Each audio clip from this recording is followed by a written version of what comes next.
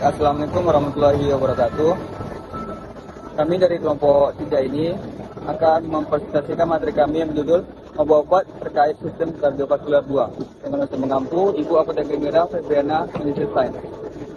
Selanjutnya anggota dari kelompok 3 itu sendiri, yaitu saya sendiri Abdurrahman Fikri, Elvira Mania, Inaya Dwi Amanda, Khairunisa, Nadia Sari, Naira Octaviana Saputri, Prisca Alusari, dan yang terakhir ada Rahmatul Aziza.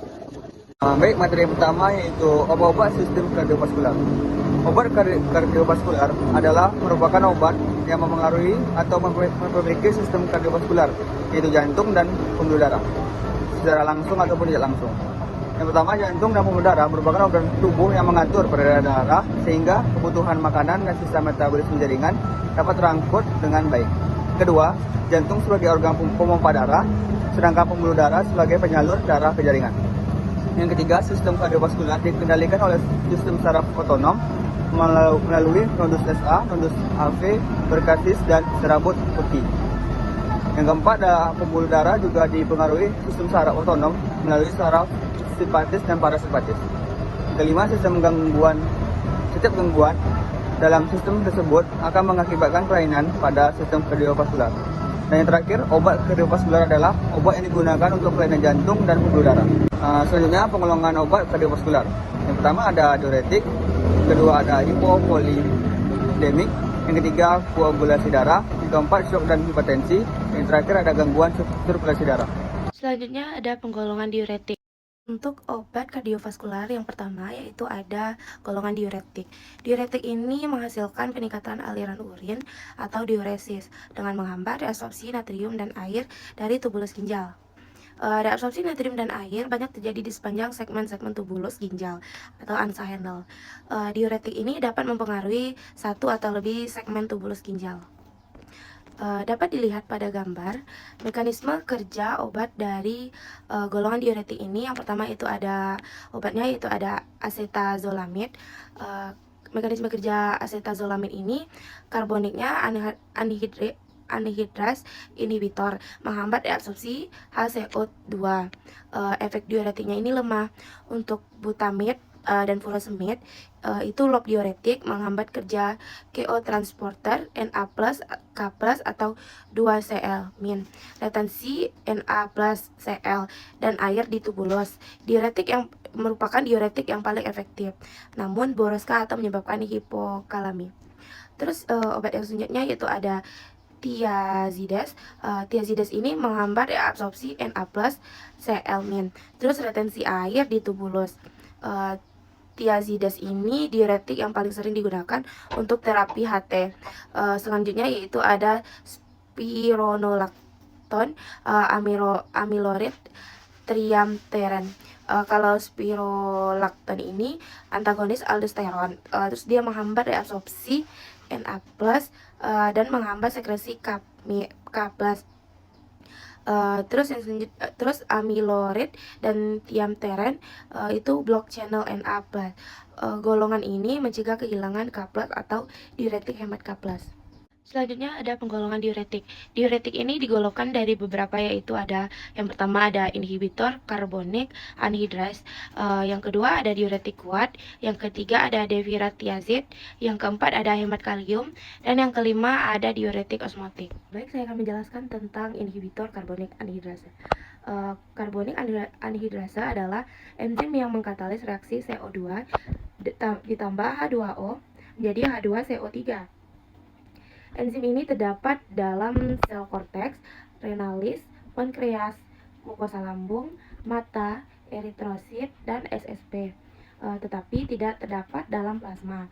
Obat ini bekerja pada tubulus proksimal atau nefron. Hemat absorpsi bikarbonat, Na, H+, dan air. Terus contohnya itu ada acezolamid, diclofenalamid, dan meazolamid. Obat diuretik golongan inhibitor karbonik anhidrasa yang pertama yaitu ada acetazolamid. Untuk farmakokinetiknya, diabsorpsi per oral, mudah diserap melalui saluran cerna. Distribusinya, kadar maksimal dalam darah dicapai dalam 2 jam, ditentukan oleh ada tidaknya enzim karbonik anhidrasa dalam tubuh. Untuk ekskresinya melalui ginjal sudah sempurna 24 jam. Obat ini mengalami proses sekresi aktif oleh tubuh dan sebagian diabsorpsi secara pasif. Acetazolamid ini terikat kuat pada karbonik anhidrasa sehingga terakumulasi dalam sel banyak mengandung enzim ini, terutama sel eritrosit dan korteks ginjal. Selanjutnya ada inhibitor karbonik anhidrase, yaitu contohnya obat acetazolamid. Farmakodinamiknya yaitu menghambat karbonik anhidrase secara non-kompetitif, memperbesar ekskresi K+. Efek samping dan kontraindikasinya itu dosis tinggi, dapat timbul parestesia dan kantuk yang terus-menerus, polit, reaksi alergi berupa demam, reaksi kulit, depresi sumsum tulang, dan lesi renal. Selanjutnya ada kontraindikasinya pada sirosis hepatis hewan bunting, efek teratogenik. Indikasinya yaitu menurunkan tekanan intraokuler pada penyakit glaukoma. Acetazolamid jarang digunakan sebagai diuretik, tetapi dapat bermanfaat untuk alkalinisasi urin sehingga mempermudah ekskresi zat organik yang bersifat asam lemak. Yang kedua ada diuretik kuat. Diuretik kuat tempat kerja utama di ANSA handle, pasendel, atau loop diuretik. Contohnya ada furosemid, bumetanid, torsemid, dan asam etakrinat. Farmakodinamiknya yaitu menghambat reabsorpsi Na+, K+, atau 2-seelmin di ANSA handle, meningkatkan ekskresi K+, kadar asam urat dalam plasma, Cl2+, dan Mg2+. Farmakokinetiknya yaitu diabsorpsi secara per oral di saluran cerna, didistribusikan dengan bioavailabilitas 75-100%, metabolismenya di hepar, ekspresinya di ginjal. Interaksinya yaitu pemberian bersama aminoglucosida dan anti-CA, cefalosporin, resiko nefrotoksik. Interaksi dengan obat antiinflamasi, menghambat kerja furosemid. Indikasi kliniknya itu ada gagal jantung, edema, dan ascites. Yang ketiga ada tiazid, sediaannya itu ada hidroklorotiazid atau HCT, metolazon, klorotiazid, hidroflumetazid, siklotiazid. Farmakodinamiknya itu menghambat NA+, C-amin di hulu tubulus distal, efek natriuresis dan kloruresis pada keadaan normal berfungsi membawa NA+, dan C-amin dari lumen ke sel tubulus. NA+ dipompa keluar tubulus ditukar dengan K+, Cl keluar. Farmakokinetiknya ada absorpsi di saluran cerna, distribusi seluruh ruang ekstrasel, metabolisme melewati sawar urin, ekskresinya ginjal, efek sampingnya gangguan elektrolit, hiperkalsemia, dan hiperurisemia. Indikasinya ada hipertensi, gagal jantung, pengobatan jangka panjang, edema kronik, dan hiperkalsiuria. Yang keempat ada diuretik hemat kalium, sediaannya ada antagonis aldosteron, spironolakton, eflerenon, triamteren, dan amilorid. Yang kelima ada diuretik osmotik, yaitu suatu zat dapat bertindak sebagai diuretik osmotik jika memenuhi 4 syarat, yaitu difiltrasi secara bebas oleh glomerulus, tidak sedikit direabsorpsi oleh tubulus, zat yang inert, resisten terhadap perubahan metabolik. Sediaannya contohnya ada mannitol, urea, gliserin, dan isosorbit. Selanjutnya ada pengobatan dengan diuretik untuk menurunkan volume darah dan cairan. Yang pertama itu untuk menurunkan volume darah dan cairan intestinal dengan meningkatkan ekskresi Na, Cl, dan air. Yang kedua ada edema, penyakit hati, dan sindrom nefrotik. Yang ketiga ada hipertensi oleh karena ekskresi natrium dan vasodilatasi. Yang keempat ada diabetes insipidus. Yang kelima ada batu ginjal. Yang keenam ada hiperkalemia. Selanjutnya mengenai hipolipidemik akan dijelaskan oleh teman saya. Baiklah, penggolongan obat sistem kardiovaskular yang berikutnya ada hipolipidemik. Nah, jadi hipolipidemik ini adalah obat yang digunakan untuk menurunkan kadar lipid plasma. Dislipidemia yaitu kelainan metabolisme lipid yang ditandai dengan peningkatan atau penurunan kadar fraksi lipid dalam plasma. Nah, kelainan fraksi lipid ini adalah kenaikan kadar kolesterol total, kolesterol LDL, dan trigliserida serta penurunan HDL. Nah, prinsip dari terapi farmakologi ini yaitu untuk menurunkan risiko terkena penyakit kardiovaskular. Baiklah, pada slide ini dipaparkan contoh obat-obat dari golongan hipolipidemik. Nah, pertama itu ada statin. Nah, contoh obat dari golongan ini itu ada simvastatin, lovastatin, fluvastatin, dan lain-lain. Nah, berikutnya ada inhibitor absorpsi kolesterol. Contohnya itu ada ezetimibe. Berikutnya ada asam lemak omega 3. Lalu fibrat. Nah, pada fibrat ini contohnya itu ada fenofibrat dan klonofibrat. Lah, yang berikutnya ada inhibitor PCSK9. Contohnya itu ada alirocumab dan evolocumab. Dan yang terakhir ini ada bile exit sequestran. Nah, contohnya itu ada kolesterol dan lain-lain. Dan yang terakhir ada asam nikotinik. Seperti yang sudah disampaikan pada slide sebelumnya, penggolongan obat pada hipolipidemik ini ada 6. Nah, yang pertama itu ada golongan statin, lalu golongan inhibitor absorpsi kolesterol, golongan fibrat, golongan bile exit sequestran, golongan inhibitor PCSK9, dan yang terakhir itu ada golongan asam nikotinik. Baiklah, saya akan memberikan sedikit penjelasan tentang golongan statin. Nah, jadi statin ini adalah obat penurunan lipid pertama yang harus digunakan untuk menurunkan kolesterol LDL. Nah, selain itu, statin ini juga mempunyai efek meningkatkan kolesterol HDL dan menurunkan trigliserida. Nah, statin ini dapat menurunkan kolesterol LDL dengan range sekitar 18 hingga 55%, meningkatkan kolesterol HDL 5 hingga 15% dan menurunkan kolesterol TG 7 hingga 30%. Nah, untuk mekanisme kerja dari statin ini sendiri yaitu dengan menghambat kerja HMG CoA reduktase. Efeknya itu dalam regulasi CETP menyebabkan penurunan konsentrasi kolesterol LDL dan VLDL. Di hepar, statin meningkatkan regulasi reseptor kolesterol LDL sehingga mampu meningkatkan dan membersihkan kolesterol LDL dalam keadaan hipergliseridemia atau tidak berlaku bagi normotrigliseridemia, serta statin ini mampu membersihkan kolesterol VLDL. Baik, selanjutnya ini merupakan indikasi, kontraindikasi, serta efek samping dari obat-obatan golongan statin. Nah, untuk indikasinya itu yang pertama, sebagai terapi tambahan pada diet untuk menurunkan kolesterol pada hiperkolesterolemia primer atau dislipidemia campuran. Nah, yang kedua itu mengurangi risiko kardiovaskular dan memperlambat progresi arteriosklerosis koroner pada pasien dengan penyakit jantung koroner dan kadar kolesterol 5,5 mg atau lebih. Nah, untuk kontraindikasinya itu, pasien dengan penyakit hati yang aktif, kehamilan, karena itu diperlukan kontrasepsi yang memadai selama pengobatan dan selama 1 bulan setelahnya, lalu menyusui serta hipersensitivitas. Nah, untuk efek sampingnya itu, yang pertama ada miopati dan radomiolisis, berikutnya sakit kepala, parestesia, dan pusing neuropati perifer, perubahan uji fungsi ginjal, lalu disfungsi ereksi, gangguan saluran cerna, serta ruam kulit dan reaksi hipersensitivitas. Baiklah, saya akan melanjutkan penggolongan obat-obatan golongan statin. Nah, obat-obatan golongan statin ini harus digunakan dengan hati-hati pada pasien yang memiliki penyakit hati atau peminum alkohol. Hindari penggunaan pada penyakit hati yang aktif. Selanjutnya, hipotiroidisme harus diatasi secara memadai sebelum memulai pengobatan dengan statin. Berikutnya, fungsi hati harus diukur sebelum dan selang 1-3 bulan sejak dimulainya pengobatan dan setelah pengobatan dengan selang 6 bulan sampai 1 tahun, kecuali jika diindikasikan segera karena ada gejala hepatotoksisitas. Selanjutnya, obat harus dihentikan bila kadar transminase serum meningkat hingga dan bertahan pada 3 kali batas atau nilai normal. Dan yang terakhir, statis harus digunakan hati-hati pada pasien dengan faktor risiko miopati atau rhabdomyolysis. Pasien harus dinasihati untuk melaporkan apabila terdapat nyeri-nyeri pada otot yang tidak diketahui penyebabnya. Berikut merupakan contoh obat dari golongan statin ini, ada simvastatin, kemudian atorvastatin, dan yang terakhir ada rosuvastatin. Selanjutnya merupakan golongan inhibitor absorpsi kolesterol. Nah, contoh obatnya itu ada ezetimibe yang merupakan obat penurunan lipid pertama yang menghambat ambilan kolesterol dari diet dan kolesterol empedu tanpa mempengaruhi absorpsi nutrisi yang larut dalam lemak. Ezetimibe ini digunakan bersamaan dengan statin. Namun pada keadaan tidak toleran terhadap statin, ezetimibe dapat digunakan secara tunggal. Kombinasi statin dengan ezetimibe ini menurunkan kolesterol LDL lebih besar daripada menggandakan dosis statin. Adapun indikasinya hiperkolesterolemia primer yang diberikan tunggal atau kombinasi dengan penghambat HMG CoA reduktase atau statin. Nah, kontraindikasi hipersensitivitas, untuk peringatannya jangan diberikan bersamaan dengan statin. Efek sampingnya ada sakit kepala, nyeri abdomen, dan diare.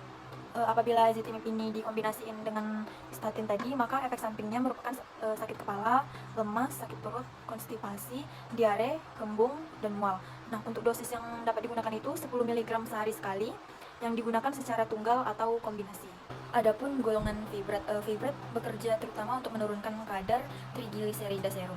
Nah, fibrat ini bekerja mengaktifkan enzim lipoprotein lipase yang dimana kerjanya ini memecahkan trigliserida. Selain menurunkan kadar trigliserida, obat ini juga meningkatkan kadar kolesterol HDL yang diduga melalui peningkatan apoprotein A1 dan A11,0. Fibrat dapat menyebabkan sindrom yang menyerupai myositis, terutama apabila fungsi ginjal pasien terganggu. Kombinasi fibrat dengan statin meningkatkan resiko efek pada otot, terutama rhabdomyolysis. Gemfibrozil dan statin tidak boleh digunakan secara bersamaan. Selanjutnya golongan fibrat. Indikasi dari gemfibrozil itu dari hiperkolesterolemia, dyslipidemia campuran, dan hipertriglyceridemia. Kontraindikasinya gangguan fungsi hati dan ginjal berat, penyakit kantung empedu, hipersensitivitas, penggunaan bersama HMG-CoA redox inhibitor atau statin, dan revagelin laktasi. Kolestis mempengaruhi uji fungsi hati, gangguan hemostatik, monitor perhitungan sel darah, dan profil liver secara periodik. Selanjutnya efek samping dari obat: gangguan saluran cerna, dispepsia, nyeri abdomen, amnestia akut, diare, lelah, mual atau muntah, ekskrim, ruam, vertigo, konstipasi, sakit kepala, miopati, rhabdomyolysis, peningkatan enzim transaminase. Selanjutnya dosis 2 kali 600 mg per hari, diberikan 30 sebelum makan. Selanjutnya bile acid sequestran. Terdapat 3 jenis bile acid sequestran itu, yaitu kolestiramin, kolesiferlam, dan kolestifol. Bile acid sequestran ini meningkatkan asam empedu atau bukan kolesterol di usus sehingga menghambat sirkulasi enterhepatik dari asam empedu dan meningkatkan perubahan kolesterol menjadi asam empedu di hati. Dosis harian kolestiramin itu 4-24 gram per hari. Dosis harian kolestifol itu 5-30 gram per hari. Dan dosis harian kolesiferlam itu 3,8-4,5 gram per hari. Bile acid sequestran direkomendasikan bagi pasien yang intoleran terhadap statin. Kombinasi statin atau bile acid sequestran ini direkomendasikan bagi pasien yang karena satu alasan tidak dapat diterapi dengan kombinasi statin dengan ezetimibe atau inhibitor PCSK9. Selanjutnya, efek samping terutama pada sistem pencernaan seperti rasa kenyang, terbentuknya gas, dan konstipasi. Bile acid sequestran berinteraksi dengan goxin, warfarin, tiroksin, atau tizin, sehingga obat tersebut hendaknya diminum 1 jam sebelum atau 4 jam sesudah bile acid sequestran. Absorpsi vitamin K dihambat oleh bile acid sequestran dengan akibat mudah terjadi perdarahan atau sensitivitas terhadap terapi warfarin. 50 bile acid sequestran yang tersedia di Indonesia adalah kolestiramin 1000 4 gram. Inhibitor PCSK9 disetujui penggunaannya oleh FDA tahun 2015 dengan target utama menurunkan kolesterol LDL. Inhibitor PCSK9 merupakan antibodi monoklonal yang berfungsi untuk mengaktifasi protein konvertase subtisin ke VINTV9. PCSK9 sendiri berperan dalam proses degradasi dari reseptor LDL, sehingga bila dihambat maka akan meningkatkan ekspresi dari LDL pada hepatosit yang pada akhirnya menurunkan kadar kolesterol LDL. Obat golongan ini diberikan melalui suntikan secara subkutan. Terdapat 2 jenis obat inhibitor PCSK9 yang sudah dipasarkan, yaitu yang pertama allorakumat, dosisnya 75 mg setiap 2 minggu sekali atau 300 mg setiap 4 minggu sekali. Yang kedua, evolocumab, dosisnya 140 mg setiap 2 minggu sekali atau 420 mg sekali sebulan. Selanjutnya contoh obat golongan bile acid sequestran, yaitu ada proluecan dan evolocumab. Baik, selanjutnya saya akan menjelaskan tentang asam nikotinik atau niacin. Nah, obat ini bekerja menghambat enzim hormon sensitif lipase di jaringan adiposa, dengan demikian akan mengurangi jumlah asam lemak bebas. Diketahui bahwa asam lemak bebas yang berada dalam darah sebagian akan ditangkap oleh hati dan menjadi sumber pembentukan VLDL. Dengan menurunnya sintesis VLDL di hati, akan mengakibatkan penurunan kadar trigliserida dan juga LDL di plasma. Nah, pemberian asam nikotinik ternyata juga meningkatkan kadar HDL. Efek samping yang paling sering terjadi adalah flushing, yaitu perasaan panas dan kemerahan pada daerah wajah, bahkan di badan. Dosis niacin bervariasi antara 500 sampai 750 mg hingga 1 sampai 2 gram yang diberikan pada malam hari dalam bentuk extended release. Nah, selanjutnya yaitu yang ketiga adalah obat sistem koagulasi darah, yaitu antikoagulan, antiplatelet, fibrinolitik, dan hemostatis. Nah, yang pertama yaitu ada antikoagulan. Yang pertama antikoagulannya yaitu antikoagulan parenteral. Di antikoagulan parenteral ini dibagi dalam subkelompok lagi, yaitu yang pertama ada heparin, anoxaparin, heparinoid. Pada heparin itu memulai antikoagulasi dengan cepat namun mempunyai masa kerja yang singkat. Sekarang sering kali diacu sebagai heparin standar atau tidak tervaksinasi untuk membedakannya dengan heparin bobot molekul rendah yang memiliki masa kerja yang lebih panjang. Nah, antikoagulan yang kedua yaitu antikoagulan oral. Antikoagulan oral ini mengantagonisasi efek vitamin K dan perlu paling tidak 48-72 jam untuk efek antikoagulannya berkembang sempurna. Jika efek yang segera diperlukan, heparin harus diberikan bersama. Efek samping utama semua antikoagulan oral adalah pendarahan. Nah, terdiri dari dua dari antikoagulan oral, yaitu natrium warfarin dan protamin sulfat. Selanjutnya, yang kedua itu adalah antiplatelet.